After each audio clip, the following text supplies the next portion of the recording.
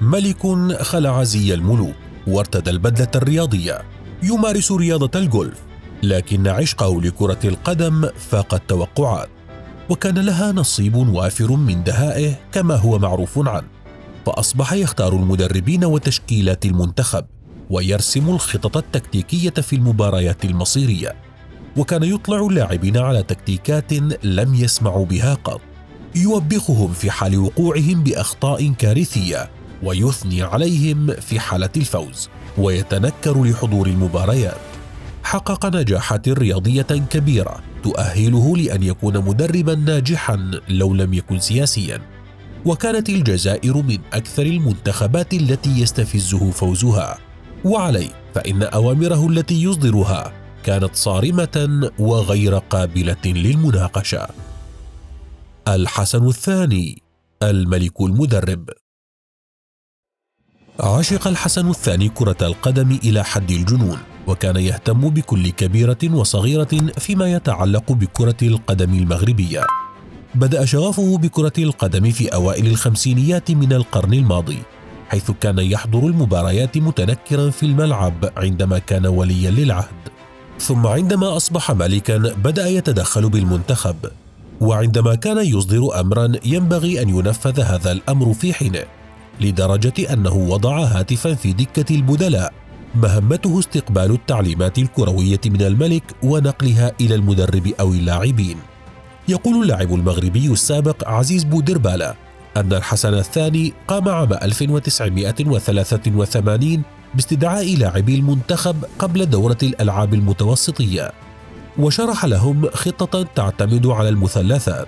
يقول بودربالة أن اللاعبين لم يسمعوا بهذه الخطة من قبل ولم يدركوا أهميتها، وبعد مرور 5 سنوات سمع مدربه البرتغالي آرثر خورخي يتحدث عن نفس المثلثات الصغيرة، وهذا يبدي مدى الاطلاع الذي كان عليه الحسن الثاني فيما يخص كرة القدم. ومن أبرز تدخلات الحسن الثاني في المنتخب كانت خلال مواجهات المغرب أمام الجزائر، فالفوز والخسارة في هذه المواجهات كانت تشكل فارقا كبيرا لدى الملك الراحل، وذلك بسبب الخلافات السياسية بين البلدين.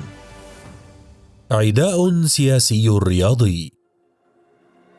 انتقل العداء السياسي بين المغرب والجزائر في تلك الفترة إلى المستديرة الخضراء، فكان للمباريات التي تجمعهما نكهة خاصة لدى اللاعبين والجماهير. في عام 1972 التقى الفريقان في إطار التصفيات المؤهلة لكأس إفريقيا في الكاميرون. خسر المغرب يومها أمام الجزائر في مباراة الذهاب بنتيجة 3-1. ليتدخل الحسن الثاني في مباراة الإياب بشكل شخصي، وحدد 11 لاعبا الذين سيدخلون إلى رقعة الميدان، ورسم الخطة التي سيدخل بها أسود الأطلس المباراة. وامتثل المدرب اليوغوسلافي فيرنيك لقرارات الملك، وعنونت الصحف آنذاك إنه الفريق الذي اختاره الملك، لتفوز المغرب وتنجح بالعبور لأول مرة إلى نهائيات كأس إفريقيا. بعد مرور أكثر من 7 سنوات على هذه المباراة، التقى الفريقان مجددا في إطار التصفيات المؤهلة للألعاب الأولمبية في موسكو، وخسر المنتخب المغربي ب5 أهداف مقابل هدف واحد. وصف الحسن الثاني هذه الخسارة بالمهينة، لأنها جاءت في ظرف سياسي واقتصادي متأزم، ولأجلها عقد مجلسا وزاريا طارئا لدراسة مشاكل كرة القدم المغربية، وأعلن لأول مرة بشكل رسمي عن استلامه ملف كرة القدم، فقام بحل جامعة كرة القدم وأعاد ترتيب تشكيلة المنتخب، وأصبح يشرف بشكل شخصي على مباريات المغرب. هذا الاهتمام الكبير بالمنتخب من قبل الحسن الثاني، والذي رافقه عدد كبير من القرارات التطويرية لكرة القدم المغربية، جعل المنتخب المغربي اليوم من أهم المنتخبات على المستوى العربي والإفريقي، وأصبح لاعبو المغرب يحترفون في أفضل الأندية الأوروبية.